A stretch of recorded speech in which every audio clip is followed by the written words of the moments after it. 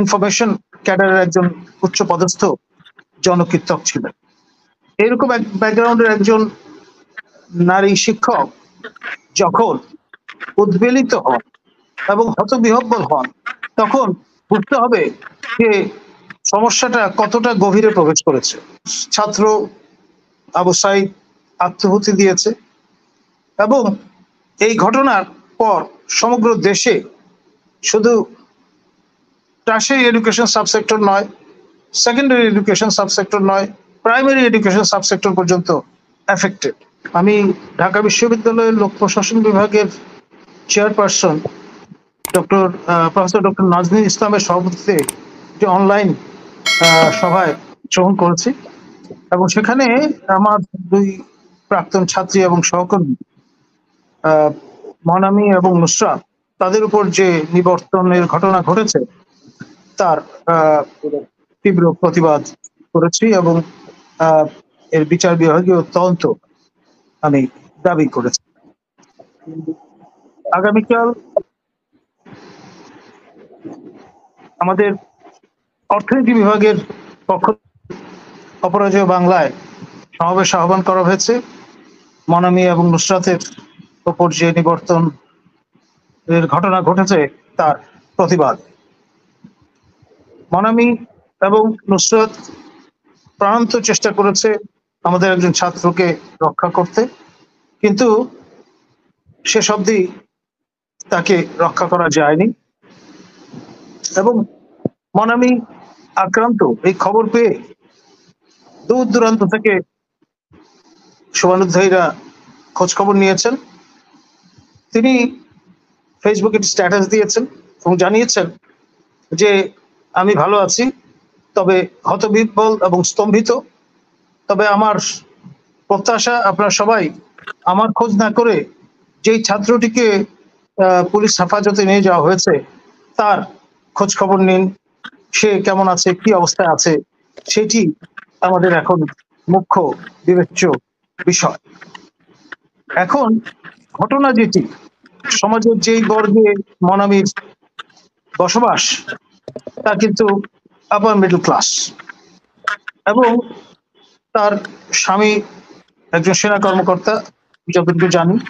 তার শ্বশুর সাহেব সেনা প্রধান ছিলেন, তার বাবা ইনফরমেশন ক্যাডারের একজন উচ্চপদস্থ জনকীর্তক ছিলেন।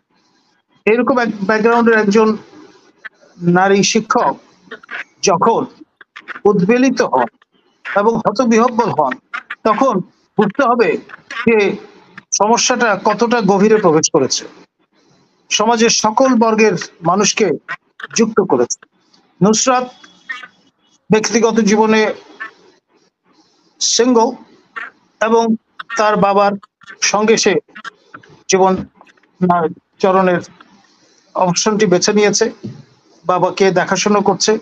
সেই বাবাকে বাসায় রেখে কতটা তাগিদ অনুভব করেছিল বলে আজকে এই প্রতিবাদ সমাবেশে সে যুক্ত হয়েছে, সেটি আসলে বুঝবার বিষয়।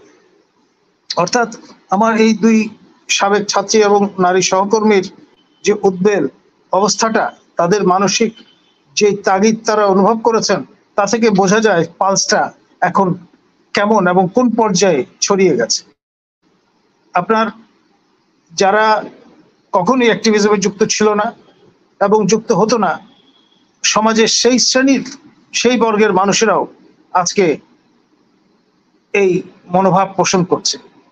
ডিসঅ্যাফেকশন কোন পর্যায়ে গিয়ে পৌঁছেছে, এটা থেকেই মনামি এবং নুসরাতের এই ঘটনা থেকেই আমি যে বিশ্লেষণটি দিলাম তা থেকে অনুধাবনের চেষ্টা করা ভালো। শুরুতে আমার ছাত্র আবু সাইদ আত্মহুতি দিয়েছে এবং এই ঘটনার পর সমগ্র দেশে শুধু টার্সিয়ারি এডুকেশন সাবসেক্টর নয়, সেকেন্ডারি এডুকেশন সাবসেক্টর নয়, প্রাইমারি এডুকেশন সাবসেক্টর পর্যন্ত এফেক্টেড। আজকে আমি ফেসবুকে দেখলাম আপনার রেসিডেন্সিয়াল মডেল স্কুল অ্যান্ড কলেজের যেই প্রতিষ্ঠানটির অবস্থান ঠিক গণভবনের উল্টো দিকে ঢিল ছোড়া দূরত্বে, সেই কলেজের ছাত্রছাত্রীরা যারা ইন্টারমিডিয়েট পরীক্ষা দিয়েছে আর যে কটি পেপার বাকি আছে, তারা বলেছে তাদের যারা সতীর্থ সহযোদ্ধা যারা হত হয়েছেন, গ্রেফতার হয়েছেন, তাদের এই বিষয়গুলো নিষ্পত্তি না হওয়া পর্যন্ত তারা কিন্তু পরীক্ষায় কার্যক্রমে অংশগ্রহণ করবেন না। তাদের সঙ্গে একাত্মতা ঘোষণা করে অন্যান্য প্রতিষ্ঠানের পরীক্ষার্থীরা ঘোষণা দিচ্ছেন। মানে আমার ৭১ মুক্তিযুদ্ধকালীন সময়ের কথা মনে পড়েছে। সেই দখলদার বাহিনী তখন সারা দেশ জুড়ে তাদের আধিপত্য বিস্তার করবার প্রয়াসে নির্বিচারে গণহত্যা চালিয়ে যাচ্ছে।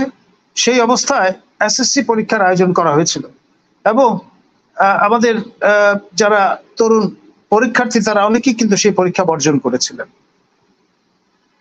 এবং ক্লাস পরীক্ষা সকল শ্রেণীকক্ষেই সবাই প্রত্যাখ্যান করেছিলেন, বর্জন করেছিলেন। যে কারণে স্বাধীনতা উত্তর সরকার অটো প্রমোশনের ব্যবস্থা করেছিল, অর্থাৎ 1 বছর জীবন থেকে যাতে হারিয়ে না যায় তার একটা ক্ষতিপূরণের ব্যবস্থা করা।